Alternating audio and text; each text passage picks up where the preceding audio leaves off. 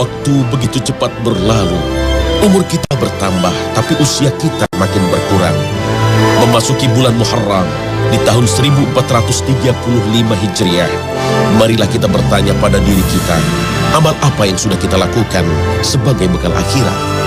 Ataukah kita masih terlena dengan gemerlap kehidupan dunia?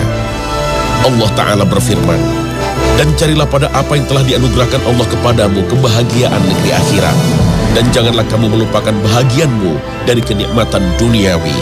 Al-Quran, Surah Al-Qasas, ayat 77. Kita tidak dilarang untuk mencari dunia. Carilah seolah-olah kamu hidup 1000 tahun.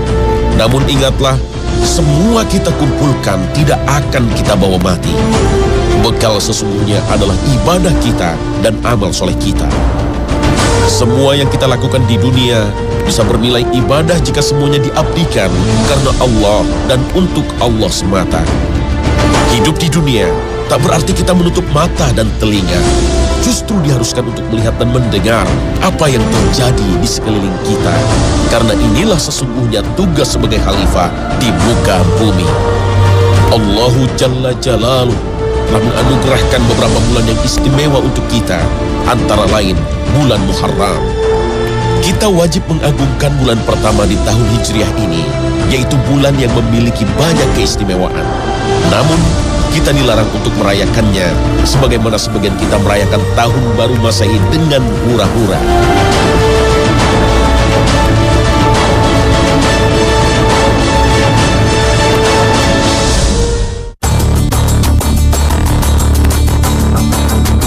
Assalamualaikum warahmatullahi wabarakatuh. Selamat pagi pemirsa Trans 7. Khazanah, ensiklopedia Islam dunia, pagi ini kembali hadir ke hadapan Anda.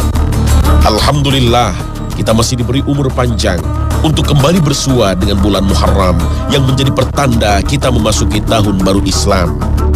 Muharram, inilah bulan yang termasuk Ashurul Hurum, yaitu satu dari 4 bulan yang dimuliakan Allah. Inna iddatash shuhuri 'inda Allahi 12 shahran fi kitabillahi yawma khalaqas samawati wal arda minha arba'atun hurum. Dalam ayat ini tidak ditemukan nama keempat bulan ini. Namun dijelaskan dalam hadis diriwayatkan dari Abu Bakrah, Rasulullah pernah berkhutbah pada musim haji. Dalam khutbahnya beliau bersabda, "Ketahuilah bahwa zaman dan waktu itu berputar sejak Allah Subhanahu wa Ta'ala menciptakan langit dan bumi, 1 tahun 12 bulan. Dan diantaranya ada 4 bulan yang dimuliakan, yang dihormati, 4 bulan haram, 3 bulan beruntun Zulqa'dah, Zulhijjah, dan Muharram. Dan yang keempat terpisah yang letaknya sebelum bulan Sya'ban, yaitu bulan Rajab." Hadis riwayat Bukhari Muslim. Ibnu Abbas, salah seorang sahabat Nabi yang pernah didoakan oleh Rasulullah untuk memiliki kepandaian khusus dalam menafsirkan Al-Quran, berkata mengenai 4 bulan yang dimuliakan Allah, "Janganlah kamu menzolimi diri kamu pada bulan-bulan itu." Setiap perbuatan menzolimi diri sendiri kapanpun tetap dilarang. Tapi Ibnu Abbas menekankan untuk tidak berbuat dosa pada keempat bulan itu. Imam Qatadah mengatakan bahwa kezoliman yang dilakukan pada bulan-bulan yang mulia itu lebih besar dosanya daripada kezoliman yang dilakukan pada bulan-bulan yang lain. Sekalipun setiap kezoliman kapanpun dilakukan merupakan kesalahan besar. Bulan Muharram disebut oleh Rasulullah sebagai Syahrullah atau bulannya Allah. Karena itu, bulan ini memiliki keutamaan khusus karena disandingkan dengan lafaz Allah, yaitu Syahrullah. Sebagaimana sabda Rasulullah Sallallahu Alaihi Wasallam, puasa yang paling utama setelah Ramadan adalah puasa di bulan Allah, yaitu Muharram. Sedangkan solat yang paling utama setelah solat fardu adalah solat malam. Hadis riwayat Muslim.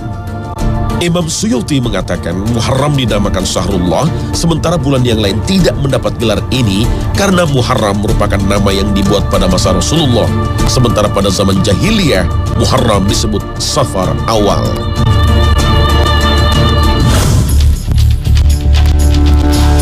Pada masa jahiliyah, masyarakat Arab sudah terbiasa memuliakan bulan Muharram yang disebut Safar Awal. Pada masa itu, suku-suku bangsa Arab menjadikan Muharram sebagai bulan untuk gencatan senjata atau bulan perdamaian. Mereka tidak mau berperang pada bulan ini. Pada bulan ini, ada hari yang disebut Asyura atau tanggal 10 pada bulan Muharram. Berdasarkan sebuah riwayat, penduduk Khaybar, mereka pada waktu itu orang-orang Yahudi berpuasa pada hari Asyura dan selalu menjadikannya sebagai hari raya. Mereka menghiasi wanita-wanita mereka dengan emas dan perhiasan mereka. Lalu Rasulullah SAW bersabda, "Maka berpuasalah kalian pada hari itu." Hadis riwayat Muslim. Dalam hadis lain Rasulullah SAW bersabda, "Aku berharap pada Allah dengan puasa Asyura ini dapat menghapus dosa selama setahun sebelumnya." Hadis riwayat Bukhari dan Muslim. Berpuasa di hari Asyura tidak hanya ibadah sunnah bagi umat Islam. Ternyata berpuasa pada 10 Muharram dahulu juga biasa dijalankan oleh orang-orang Yahudi di Madinah. Diriwayatkan dari Ibnu Abbas bahwa Nabi SAW ketika datang ke Madinah mendapatkan orang Yahudi berpuasa satu hari, yaitu Asyura, 10 Muharram. Mereka berkata, "Ini adalah hari yang agung, yaitu hari Allah menyelamatkan Musa dan menenggelamkan keluarga Fir'aun." Maka Nabi Musa alaihissalam berpuasa sebagai bukti syukur kepada Allah. Rasulullah SAW berkata, "Aku lebih berhak mengikuti Musa alaihissalam daripada mereka." Maka beliau berpuasa dan memerintahkan umatnya untuk berpuasa. Hadis riwayat Bukhari. Dalam riwayat lain, Ibnu Abbas radhiyallahu an berkata, ketika Rasulullah SAW berpuasa pada hari Asyura dan memerintahkan kaum muslimin berpuasa, mereka para sahabat berkata, "Ya Rasulullah, ini adalah hari yang diagungkan Yahudi dan Nasrani." Maka Rasulullah pun bersabda, "Jika tahun depan kita bertemu dengan bulan Muharram, kita akan berpuasa pada hari ke-9, tanggal 9. Hadis riwayat Bukhari dan Muslim. Imam Ahmad dalam musnadnya dan Ibnu Khuzaimah dalam sahihnya meriwayatkan sebuah hadis dari Ibnu Abbas radhiyallahu an, Rasulullah SAW bersabda, "Puasalah pada hari Asyura dan berbedalah dengan Yahudi dalam masalah ini. Berpuasalah sehari sebelumnya atau sehari sesudahnya." Ibnu Qayyim dalam kitab Zadul Ma'ad menjelaskan, urutan pertama yang paling sempurna adalah puasa 3 hari, yaitu puasa tanggal 10 ditambah sehari sebelum dan sesudahnya. Para ulama berpendapat puasa 3 hari pada tanggal 9, 10, dan 11 sebagai kehati-hatian untuk memastikan seseorang mendapat puasa Asyura karena khawatir salah perhitungan. Puasa 3 hari juga bisa dimasukkan sebagai puasa 3 hari pada pertengahan bulan. Sementara berpuasa pada tanggal 9 dan 10 Muharram, sebagaimana dijelaskan dalam hadis, Rasulullah berniat untuk berpuasa pada tanggal 9 Muharram untuk membedakan dari puasa yang dilakukan orang Yahudi. Namun, Rasulullah lebih dulu wafat hingga tidak sempat berpuasa pada tahun berikutnya. Namun, boleh juga berpuasa hanya pada tanggal 10 Muharram.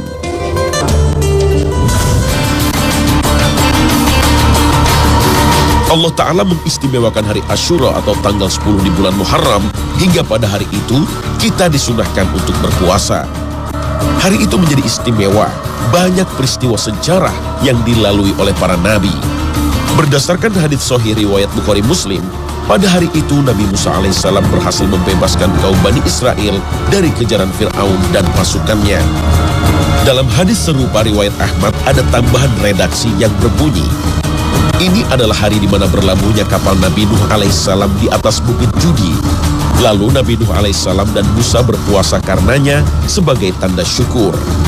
Kemudian dalam riwayat Bukhari, Rasulullah bersabda kepada para sahabatnya, "Kalian lebih berhak untuk mengikuti Nabi Musa alaihissalam daripada mereka." Banyak kisah yang berkaitan dengan hari Asyura disandarkan kepada Rasulullah. Namun, sebagian hadis termasuk kategori maudhu atau hadis palsu. Sebagian kisah lainnya bersumber dari cerita Israiliyat.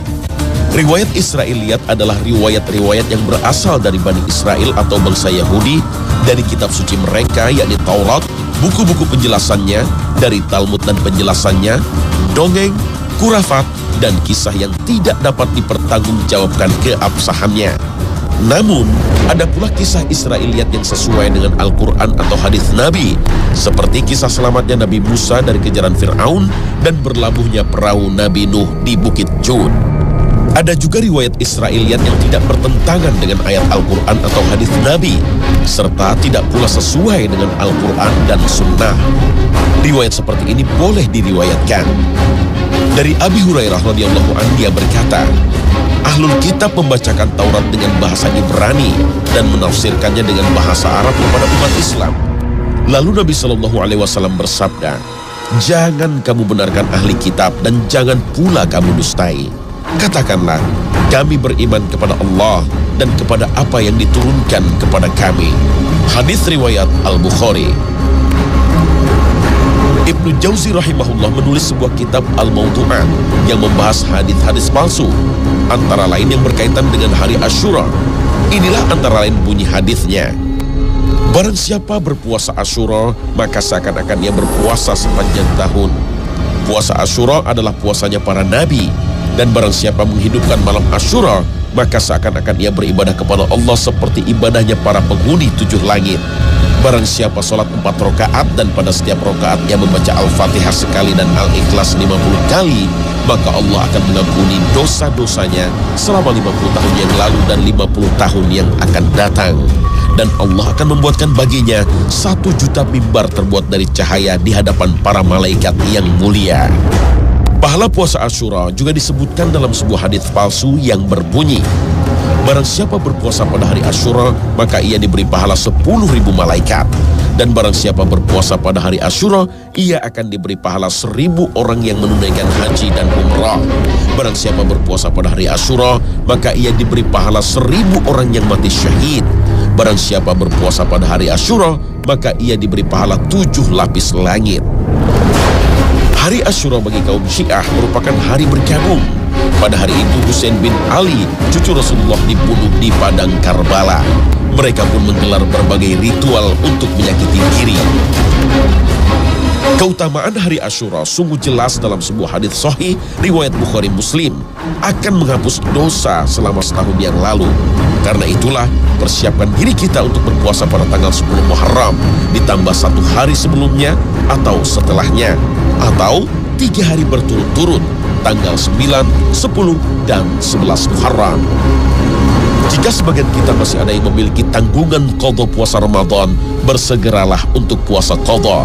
Para ulama dari mazhab Hambali mengharamkan puasa sunnah sebelum mengqadha puasa wajib Ramadan. Namun, sebagian ulama memakruhkannya. Dan menurut pendapat mazhab Maliki dan Syafi'i, walaupun makruh tetap diperbolehkan. Hanya mazhab Hanafi yang memperbolehkan puasa sunnah sebelum mengqadha puasa Ramadan, karena tidak diwajibkan untuk mengganti puasa wajib dengan segera.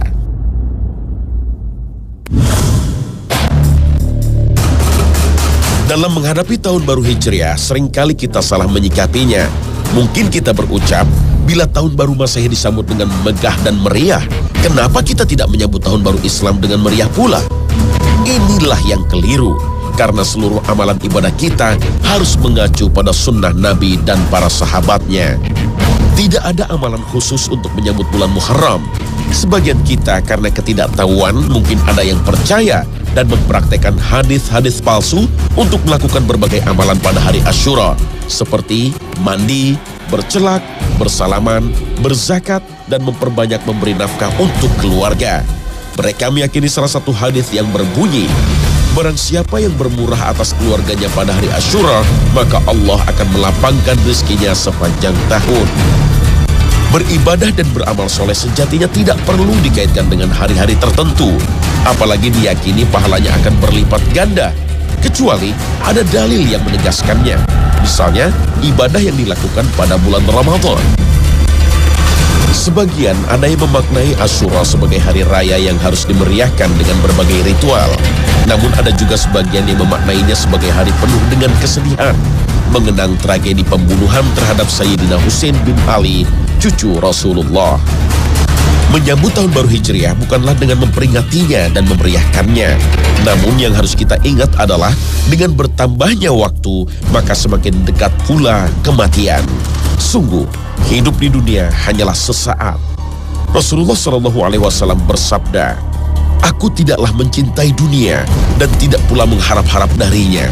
Adapun aku tinggal di dunia tidak lain seperti pengendara yang berteduh di bawah pohon dan beristirahat, lalu meninggalkannya. Hadis riwayat Tirmizi. Memasuki tahun baru Hijriah merupakan momentum untuk kembali membuka peristiwa hijrah Nabi dan memaknainya. Hijrah dalam beberapa ayat Al-Quran dan hadis Nabi selalu digandengkan dengan kata iman dan jihad. Allah Ta'ala berfirman, الذين آمنوا وهاجروا وجاهدوا في سبيل الله بأموالهم وأنفسهم أعظم درجة عند الله وأولئك هم الفائزون. Begitu pula dalam hadis Nabi riwayat An-Nasa'i yang menyebutkan bahwa setan akan selalu menghadang manusia di 3 jalan, yaitu di jalan menuju Islam, iman, lalu di jalan menuju hijrah, kemudian menghadangnya sekali lagi di jalan menuju jihad. Hijrah secara bahasa berpindah dari satu tempat ke tempat lain. Dalam Islam, hijrah bisa dimaknai secara fisik, seperti hijrah kaum muslim dari Mekah ke Habasyah, karena begitu beratnya penganiayaan yang dilakukan kafir Quraisy.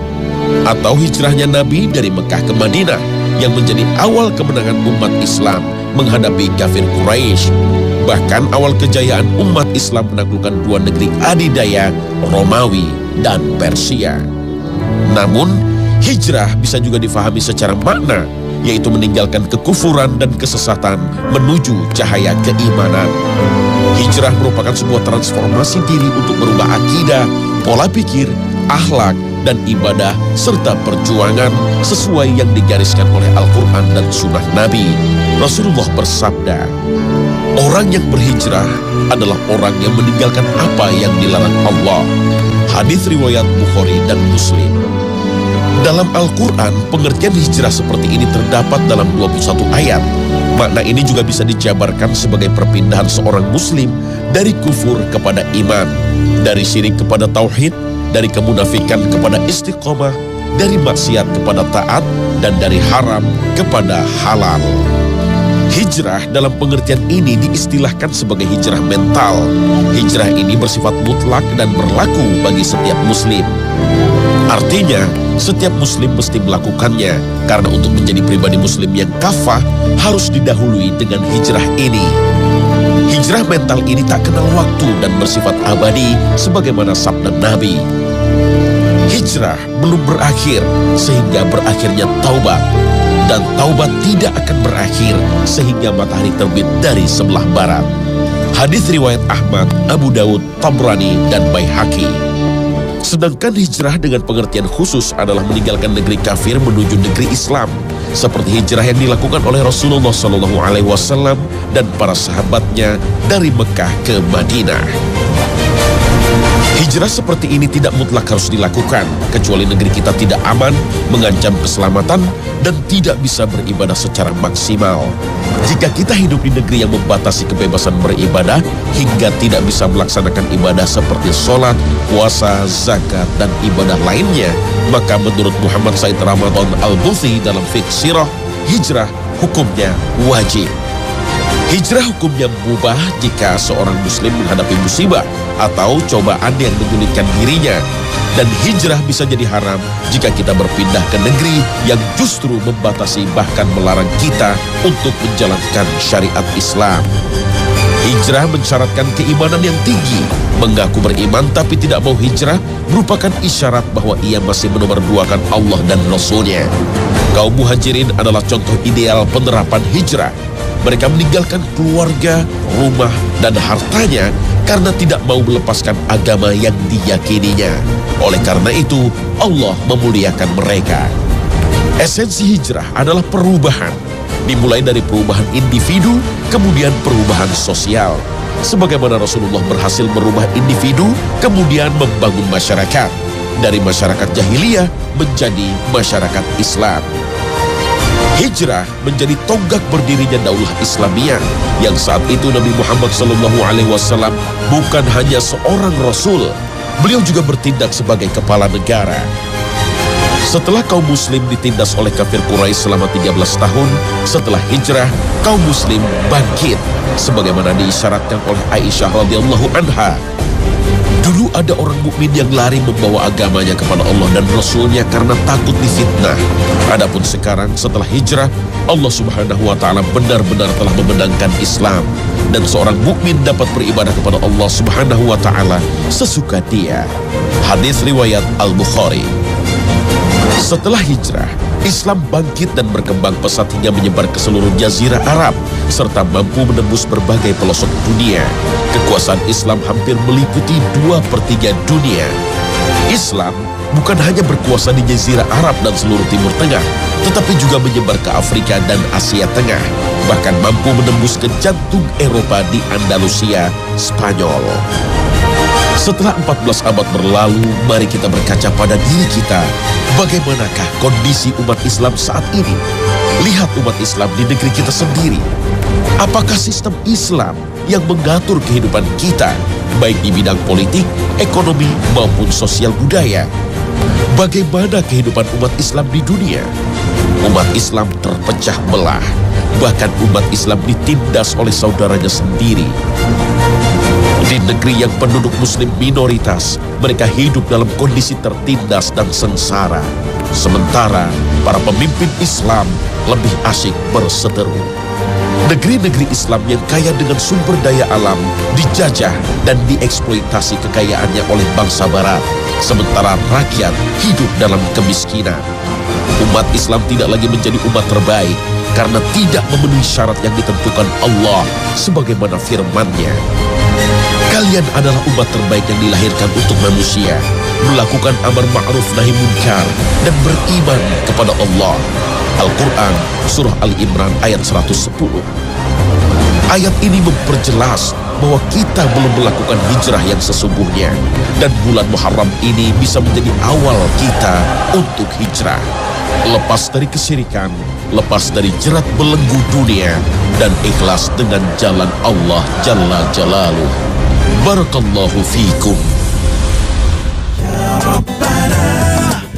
Pemirsa Hasanah, semoga episode ini memberi pencerahan kepada diri kita untuk memulai tahun baru Hijriah dengan ibadah dan berbagai amal soleh.